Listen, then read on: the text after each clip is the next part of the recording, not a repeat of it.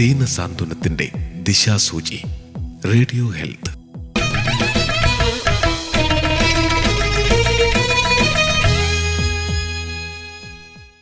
ഏതെല്ലാം മൃഗങ്ങളുടെ കടിയേറ്റാലാണ് പേവിഷബാധ ഏൽക്കാൻ സാധ്യതയുള്ളത്? അപ്പം അത് ഏതൊക്കെ മൃഗങ്ങളുടെ ഈ കടി എന്നുള്ളത് ഞാനൊന്ന് റീഡിഫൈൻ ചെയ്യാൻ ആഗ്രഹിക്കുകയാണ്. കാര്യം എപ്പോഴും കടിയിൽ കൂടി മാത്രമല്ല നമുക്ക് പേവിഷബാധ ഏൽക്കാൻ സാധ്യതയുള്ളത്. ചിലപ്പോൾ അതൊരു മാന്തലാകാം. ഉദാഹരണത്തിന് ഇപ്പം നമ്മൾ പൂച്ചയൊക്കെ എടുക്കുകയാണെങ്കിൽ പൂച്ചയുടെ നഖം കൊണ്ടുള്ളൊരു മാന്തൽ, അത് കടിയല്ല. അപ്പോൾ ആ നഖത്തിലൊക്കെ ഈ പൂച്ച സ്ഥിരമായിട്ട് നക്കുന്നു എന്നുള്ളതുകൊണ്ട് അതിൽ ഈ സലൈവ അഥവാ ഉമിനീര് പെരളാനുള്ള ഒരു സാധ്യതയുണ്ട്. അതിൽ കൂടിയും പേവിഷബാധ വരാം. അപ്പോൾ കടി മാത്രമല്ല, ഏതെങ്കിലും മൃഗങ്ങളുടെ മാന്തൽ, പിന്നെ അതേപോലെ തന്നെ നമ്മുടെ ഏതെങ്കിലും മുറിവുകളിൽ നക്കുകയാണെങ്കിൽ അതിൽ കൂടെ വൈറസ് കയറാനുള്ള സാധ്യതയുണ്ട്. പിന്നെ നേരിട്ടിപ്പം ഒരു ഉമിനീര് നമ്മുടെ കണ്ണുകളിലോ മറ്റു മ്യൂക്കസ് മെംബ്രെയിനിലോ ഒക്കെ, കണ്ണാണ് തെറിച്ച് വീഴാനുള്ള ഒരു സാധ്യതയുള്ളത്. അപ്പം അങ്ങനെയുള്ള ഒരു മ്യൂക്കസ് മെംബ്രെയിൻ എക്സ്പോഷർ. അപ്പോൾ കടി മാത്രമല്ല എന്നുള്ളത് ഞാൻ പ്രത്യേകം എടുത്ത് പറയാൻ ആഗ്രഹിക്കുകയാണ്. കാര്യം പലപ്പോഴും ഇപ്പോൾ ആശുപത്രി വരുമ്പോൾ നമുക്ക് ഒരു കേസ് അറിയാം. ആശുപത്രിയിൽ വന്നിട്ട് കടിച്ചോ എന്നാണ് ചോദ്യം ഉണ്ടായിരുന്നത്. അപ്പം ഉത്തരം വന്നത് കടിച്ചില്ല എന്നാണ്. അപ്പോൾ ശരിക്കും കടിച്ചില്ലായിരുന്നു, പക്ഷേ പട്ടി ഈ കുഞ്ഞിൻ്റെ ദേഹത്തോട്ട് ചാടി വീഴുകയാണ് ചെയ്തത്. അപ്പം ഉണ്ടായ മുറിവുകളും ഉണ്ടായിരുന്നു. അപ്പോൾ ഈ വൈറസ് ലോഡൊക്കെ കൂടുതലായിട്ട് ആ സമയത്ത് മൃഗത്തിൻ്റെ ഉമിനീരിലുണ്ടെങ്കിൽ ഒരു പക്ഷേ അതിൽ കൂടെ തന്നെ ഈ പേവിഷബാധ ഏൽക്കാം. അപ്പോൾ കടി എന്നുള്ളതൊന്ന് റീഡിഫൈൻ ചെയ്യാണ്. രണ്ടാമത് ആണ് ആദ്യ ഭാഗത്തേക്ക് വരികയാണ്, അതായത് ഏതൊക്കെ മൃഗങ്ങളിൽ കൂടിയാണ് ഈ പേവിഷബാധ വരാൻ സാധ്യതയുള്ളത്. അപ്പം നമ്മളിപ്പോൾ അറിയുന്നത് നമ്മുടെ സസ്തനികൾ, അതായത് മാമൽസ്, അതിൽ തന്നെ വാം ബ്ലഡഡ് ആയിട്ടുള്ള ആനിമൽസ്, പ്രത്യേകിച്ച് നമ്മുടെ നാട്ടിൽ പട്ടി, പൂച്ച, ഇതാണ് ഏറ്റവും കൂടുതലായിട്ട് നമ്മൾ കാണുന്നത്. ഈ മൃഗങ്ങളിലോട്ട് അവരുമായിട്ടുള്ള എക്സ്പോഷേഴ്സ്, കടിയായാലും മാന്തലായാലും ഈ എനി സലൈവറി എക്സ്പോഷർ, അവരുമായിട്ടുള്ള സമ്പർക്കത്തിൽ കൂടെ വരുന്ന ഇത്തരം എക്സ്പോഷേഴ്സിൽ നിന്നാണ് നമുക്ക് റേബീസ് വരാൻ സാധ്യതയുള്ളത്. അത് കൂടാതെ ഇപ്പം മറ്റ് മൃഗങ്ങൾ, അതായത് നമ്മളുടെ വന്യമൃഗങ്ങൾ, ഇപ്പം ചെന്നായി, കുറുക്കൻ, ഇങ്ങനെയൊക്കെയുള്ള പല മൃഗങ്ങളും ഇപ്പം നമ്മൾക്കറിയാം നമ്മുടെ മനുഷ്യർ വസിക്കുന്ന സ്ഥലങ്ങളിലേക്ക് ഇറങ്ങി വരുന്നതായിട്ട് നമുക്കറിയാം കൂടുതലായിട്ട്.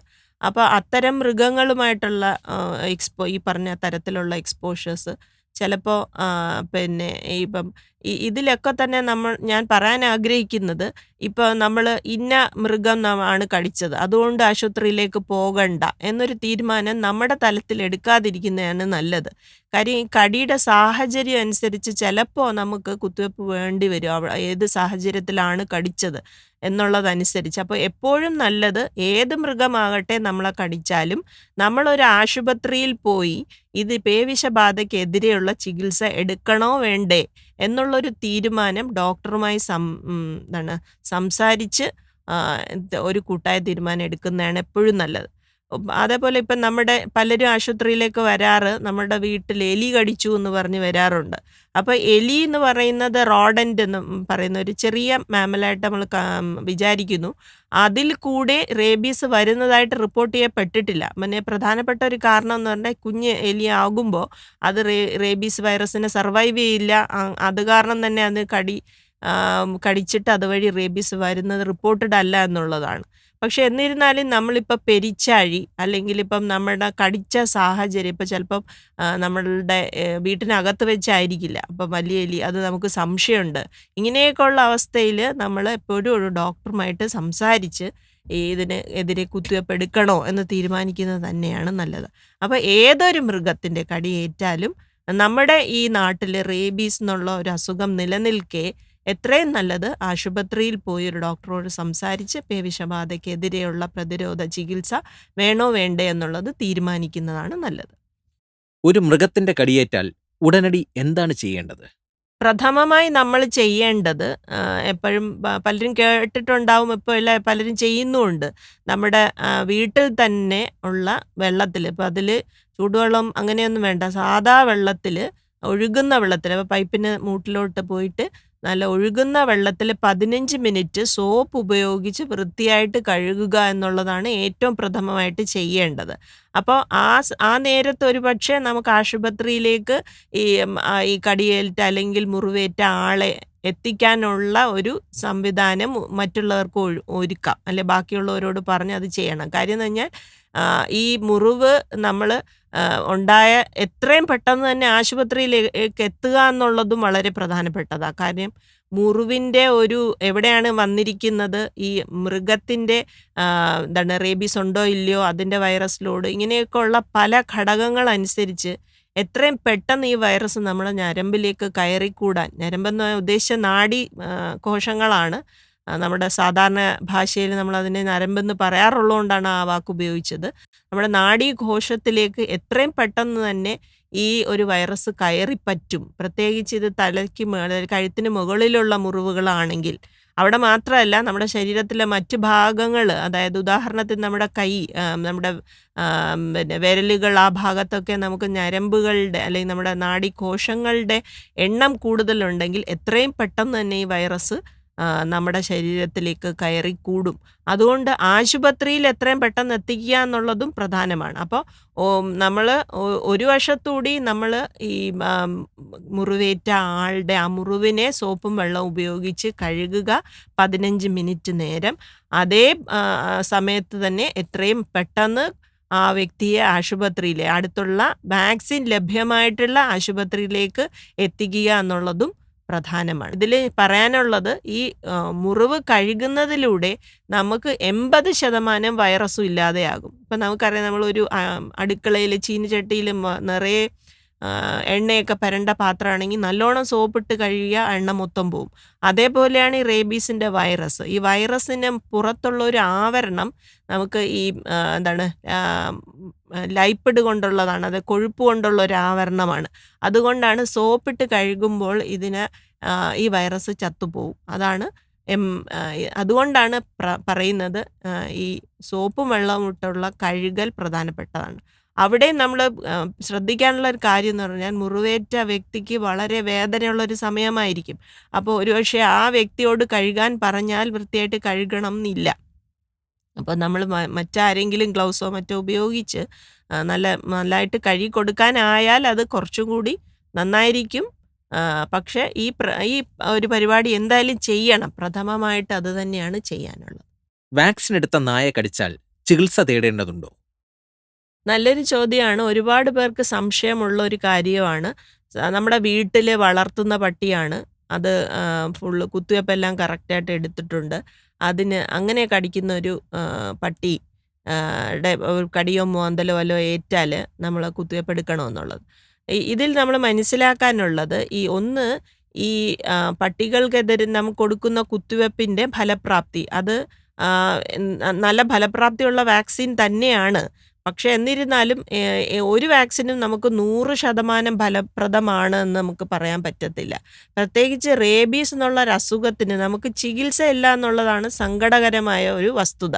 വളരെ പഴക്കം ചെന്ന, അല്ലെങ്കിൽ എത്രയോ നാളുകളായിട്ട് നമുക്കിപ്പോൾ ക്ഷയരോഗം, കുഷ്ഠരോഗം, ഇതുപോലെ തന്നെ വളരെ നാളുകൾ കൊണ്ട് മനുഷ്യൻ അറിയുന്ന ഒരു അസുഖമാണ്. എന്നിരുന്നാലും ഇന്നും നമുക്ക് ഇതിനെതിരെ ഫലപ്രദമായ ഒരു ചികിത്സയില്ല. റേബീസ് വന്നാൽ എന്തായാലും നമ്മൾ മരിച്ചു പോകും, അല്ലെ 100% മരണ സാധ്യതയുള്ളൊരു അസുഖമാണ്.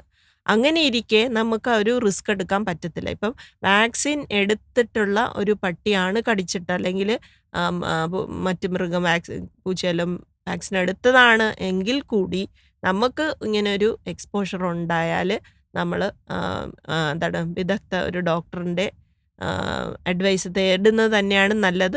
അത് അവർ നോക്കിയിട്ട് തീരുമാനിക്കും, മുറിവിൻ്റെയൊക്കെ അവസ്ഥയും ഒക്കെ മറ്റും നോക്കിയിട്ട് തീരുമാനിക്കും വാക്സിൻ വേണമോ വേണ്ടേ എന്നുള്ളത്. പിന്നെ ഒരു കാര്യം ഇതിലുള്ളത്, നമ്മൾ പലപ്പോഴും വാക്സിൻ എടുത്തു എന്ന് പറയുമ്പോൾ അത് കറക്റ്റായിട്ട് എടുത്തോ എന്നുള്ളതാണ്. അപ്പം നമ്മളിപ്പം ഹെൽത്ത് കെയർ പ്രൊവൈഡറിൻ്റെ അടുത്ത് പോകുമ്പോൾ അവിടെ ഇരിക്കുന്ന ഒരു ഡോക്ടറിന് ഒരു പക്ഷേ ഒരു അനിമലിനെ എങ്ങനെയാണ് ഒരു കറക്റ്റ് ഡോസ് എടുത്തിട്ടുള്ളത് നമുക്ക് അവർക്ക് കൃത്യമായിട്ട് ചിലപ്പോൾ അവർ അസസ് ചെയ്യാൻ സാധ്യത കുറവാണ്. അപ്പോൾ നമ്മൾ എടുത്തിട്ടുണ്ടെന്ന് പറയുമ്പോൾ ഒരു പട്ടിക്ക് കൊടുക്കുന്ന കുത്തിവെപ്പ് എന്ന് പറയുന്നത് ആദ്യത്തെ ഒരു ഡോസിന് ശേഷം രണ്ടാമതൊരു ഡോസ് 1 മാസത്തിനകം കൊടുക്കും. സാധാരണഗതിയിൽ 3 മാസം പ്രായമായ നായ്ക്കൾക്ക് 3 മാസം പ്രായം കഴിഞ്ഞിട്ടാണ് കൊടുക്കാറ്. പക്ഷേ ഇപ്പം നമ്മൾ കുഞ്ഞു പട്ടികളെ, ഇപ്പം പപ്പീസിനെയൊക്കെ നമ്മൾ എവിടുന്നെങ്കിലും എടുത്തുകൊണ്ട് വരികയാണെങ്കിൽ ഇതിന് മുമ്പ് വേണമെങ്കിൽ നമുക്ക് വാക്സിൻ കൊടുക്കാം.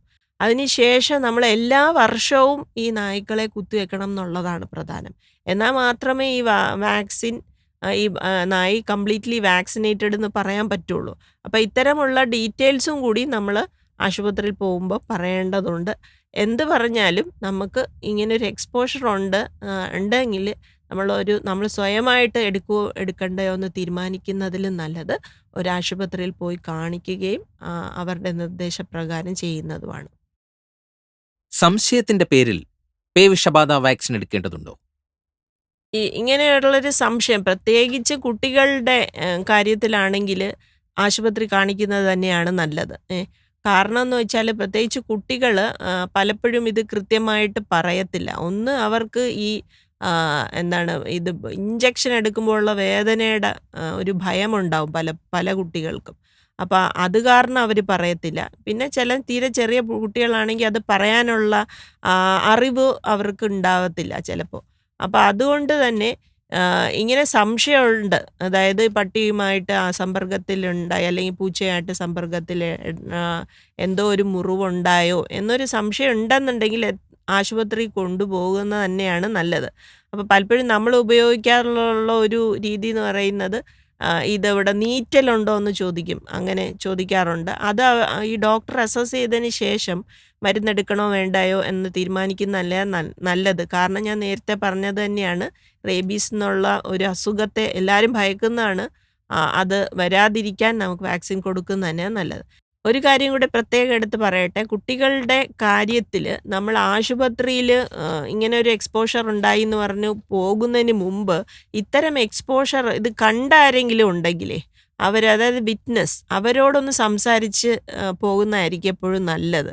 കാര്യം ഈ കുട്ടി പട്ടി ആക്രമിക്കുന്ന അവസരത്തിൽ കുട്ടിക്ക് തന്നെ ഒരു ഭയം കാണും. ആ സമയത്ത് അവർക്ക് ചിലപ്പോൾ ഒരു സ്ഥലകാല ബോധം കൃത്യമായിട്ടുണ്ടാവണമെന്നില്ല.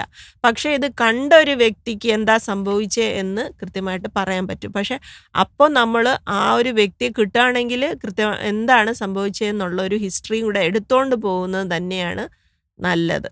ഒരിക്കൽ പേവിഷബാധയ്ക്കെതിരെ വാക്സിൻ എടുത്ത ഒരു വ്യക്തിക്ക് വീണ്ടും മൃഗത്തിന്റെ കടിയോ മാന്തലോ ഏറ്റാൽ വീണ്ടും വാക്സിൻ എടുക്കേണ്ടതുണ്ടോ?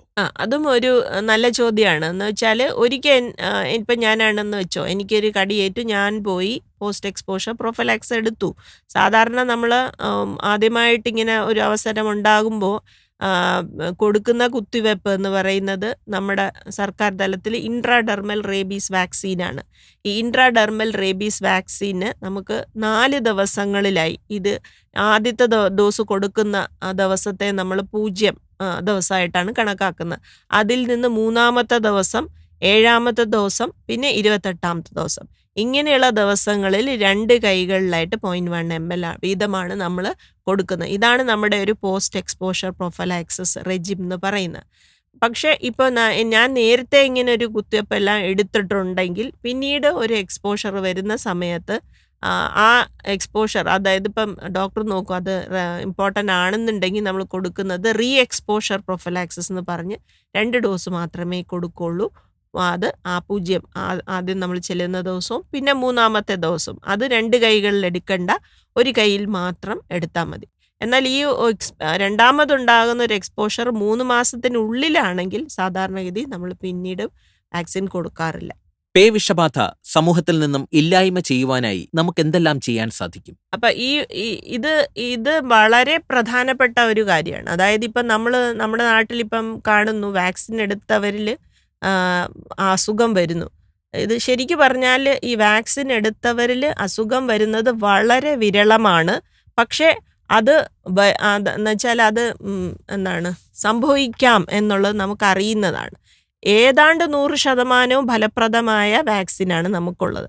പക്ഷെ ചിലപ്പോൾ നേരത്തെ പറഞ്ഞ പോലെ കഴുത്തിന് മേപ്പോട്ടുള്ള കടി, അല്ലെങ്കിൽ നമ്മളെ ചില നാഡീകോശങ്ങൾ കൂടുതലുള്ള സ്ഥലങ്ങളിൽ ഏറ്റ കടി, ആഴത്തിലുള്ള കടി, പിന്നെ ഈ വൈറസ് ഈ ഒരു കടിക്കുന്ന മൃഗത്തിൽ അതിലെത്രത്തോളം വൈറസ് ലോഡുണ്ട്, അതിൻ്റെ ഷെഡിങ് പാറ്റേൺ ഒക്കെ ഉണ്ട്. അപ്പോൾ അതിനകത്ത് നമ്മൾ കടിക്കുന്ന സമയത്ത് എത്രത്തോളം വൈറസിൻ്റെ ലോഡുണ്ട് എന്നൊക്കെയുള്ള പല കാര്യങ്ങളെ അടിസ്ഥാനപ്പെടുത്തി ചിലപ്പോൾ ഈ വൈറസ് നേരിട്ട് നമ്മുടെ ഈ നാഡീ കോശങ്ങളിലേക്ക് കടന്നുകൂടാം. അപ്പോൾ ഈ വാക്സിന് അല്ലെങ്കിൽ നമ്മൾ സാധാരണ ഈ അത്തരത്തിലുള്ള ഒരു മുറിവുകൾ ഉണ്ടാവുമ്പോൾ വാക്സിൻ കൂടാതെ നമ്മളൊരു ഇമ്മ്യൂണോഗ്ലോബുലിനും കൂടി ഈ മുറിവിന് ചുറ്റിനും കൊടുക്കാറുണ്ട്. എന്നിരുന്നാലും ചിലപ്പോൾ വളരെ പെട്ടെന്ന് തന്നെ ഈ വൈറസിന് നമ്മുടെ നാഡി കോശങ്ങളിലേക്ക് കടന്നുകൂടാം. അതുകൊണ്ട് തന്നെ നമുക്ക് വാക്സിൻ എടുത്ത ആൾക്കും വളരെ വിരളമായിട്ട് നമ്മൾ കാണുന്നു റേബീസ് വരുന്നതായിട്ട്. അപ്പോൾ നമ്മൾ കേരളത്തിലെ കണക്കുകൾ പരിശോധിച്ചാൽ 2018 ഇപ്പുറത്തോട്ടുള്ള ഞാൻ നോക്കിയിട്ടുണ്ട്. അതിലെല്ലാം തന്നെ ഇപ്പം എല്ലാ വർഷവും നമുക്ക് 3, 5, 7 ഇങ്ങനെയുള്ള കണക്കിൽ വാക്സിൻ എടുത്തവരിൽ വന്നിട്ടുണ്ട്. പക്ഷേ കൂടുതൽ വന്നേക്കുന്ന റേബീസ് കേസസ് 80% നമുക്ക് വാക്സിൻ എടുക്കാത്തവരിലാണ് വന്നേക്കുന്നത്.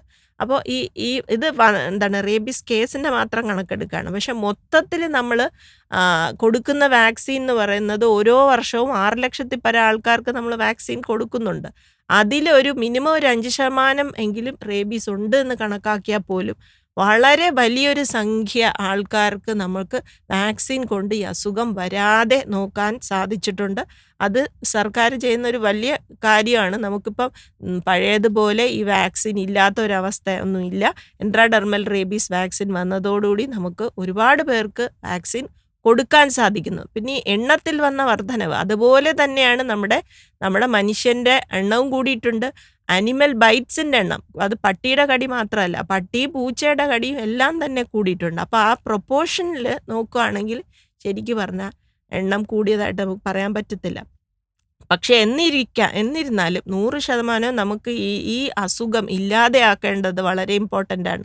ഓരോ ജീവനും നമുക്ക് വിലപ്പെട്ടതാണ്. മാത്രമല്ല റേബീസ് വന്ന് മരിക്കുന്ന ഒരു അവസ്ഥ എന്ന് പറയുന്നത് ആർക്കും സഹിക്കാൻ പറ്റുന്ന ഒരവസ്ഥയല്ല. ആ കുടുംബാംഗങ്ങളാൽ പ്രത്യേകിച്ച് കുട്ടികളുടെ കാര്യത്തിൽ മാത്രമല്ല, ആർക്ക് വന്നാലും ഇത് കണ്ട് നിൽക്കാൻ പറ്റുന്നൊരു അസുഖമല്ല. അപ്പം അതുകൊണ്ട് നമുക്ക് ഒരു ജീവൻ പോലും നമുക്ക് റേബീസ് മൂലം നഷ്ടമാകാൻ പാടില്ല. അതിന് നമുക്ക് റേബീസ് എലിമിനേറ്റ് ചെയ്യണം. പല രാജ്യങ്ങൾക്കും ഇത് എലിമിനേറ്റ് ചെയ്യാൻ പറ്റിയിട്ടുണ്ട്.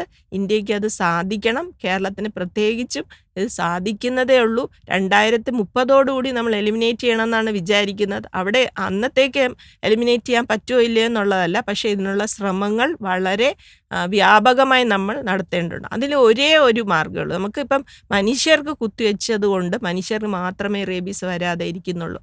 നമുക്ക് ഈ വൈറസിനെ എലിമിനേറ്റ് ചെയ്യണമെങ്കിൽ നമുക്ക് വൺ ഹെൽത്ത് സ്ട്രാറ്റജീസിലൂടെ പോയാലേ പറ്റുള്ളൂ. വൺ ഹെൽത്ത് എന്ന് പറയുന്നത് ഏകാരോഗ്യ മാർഗ്ഗമാണ്. ഉദാഹരണത്തിന് നമ്മളിപ്പോൾ പട്ടിയെ കുത്തിവെക്കുക എന്ന് വെച്ചോ, പട്ടിയെ കുത്തിവെച്ചത് കൊണ്ട് പട്ടിക്ക് മാത്രമല്ല വൈറസ് അസുഖം വരാതിരിക്കുന്നത്, നമുക്ക് മനുഷ്യർക്ക് വരാതെ ഇരിക്കും. മറ്റ് മൃഗങ്ങൾ, കന്നുകാലികൾ എത്രയോ മരിക്കുന്നുണ്ട് റേബീസ് വന്ന്. നമ്മുടെ റിപ്പോർട്ടഡ് കണക്കിൽ ഇപ്പം നമ്മൾ പറഞ്ഞു 20ഓളം അല്ലെങ്കിൽ 20ൽ പരം 30-നകത്ത് തന്നെയാണ് എല്ലാ വർഷവും നമുക്ക് റേബീസ് മരണങ്ങൾ മനുഷ്യരിൽ സംഭവിക്കുന്നത്. അതേസമയം റിപ്പോർട്ടഡ് ആയിട്ട് മൃഗങ്ങളിൽ വരുന്ന മരണങ്ങൾ 600-ൽ പരമാണ്. അത് റിപ്പോർട്ടഡ് കണക്കാണ്. അതിൽ പരം എത്തെല്ലാം മൃഗങ്ങൾ മരിക്കുന്നുണ്ട്. ഇപ്പം മനുഷ്യൻ തന്നെ ഇപ്പോൾ ഒരു കന്നുകാലി കൊണ്ട് ജീവിക്കുന്ന എത്രയോ മനുഷ്യരുണ്ട്. അവർക്കൊരു പശുവിനെ ആട്ടിനെയോ ഒക്കെ നഷ്ടമായാൽ എന്തോ ഒരു സാമ്പത്തിക നഷ്ടമാണ് അവർക്ക് വരുന്നത്. അവർക്ക് മാത്രമല്ല, ഈ മൃഗങ്ങളുടെ സഫറിങ് അതിനകത്ത് ഉൾപ്പെടുത്തുന്നുണ്ട്. അപ്പം ഇതെല്ലാം കൂടി കണക്കിലാക്കിയാൽ ശരിക്കും നമുക്ക് വൈറസിനെ ഇല്ലാതാക്കേണ്ടത് വളരെ പ്രധാനപ്പെട്ടതാണ്. അപ്പോൾ അതായത് എലിമിനേഷൻ എന്നുള്ളത് നമ്മൾ ഫോക്കസ് ചെയ്യേണ്ടതുണ്ട്.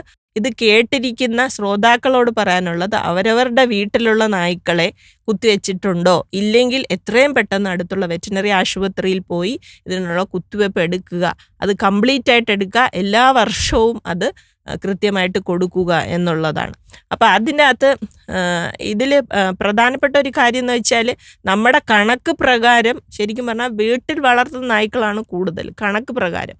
അപ്പം വീട്ടുകാർ തന്നെ ഉത്തരവാദിത്വത്തോടു കൂടി ഈ ഒരു പ്രക്രിയ ചെയ്യാമെങ്കിൽ നല്ലൊരു ശതമാനം നായ്ക്കളെ നമുക്ക് കുത്തിവെപ്പ് കൊടുക്കാനായിട്ടും അത് നിലനിർത്താനായിട്ടും സാധിക്കും. അതേപോലെ തന്നെ നമ്മുടെ ആശുപത്രി വരുന്ന കടികളിലും കൂടുതലും വീട്ടിലുള്ള നായ്ക്കൾ കടിച്ചിട്ടാണ്. സ്ട്രേ കടിച്ചിട്ട് കുറവാണ്. അതായത് തെരുവ് നായ്ക്കൾ കടിച്ച് വരുന്നത് കുറവാണ്.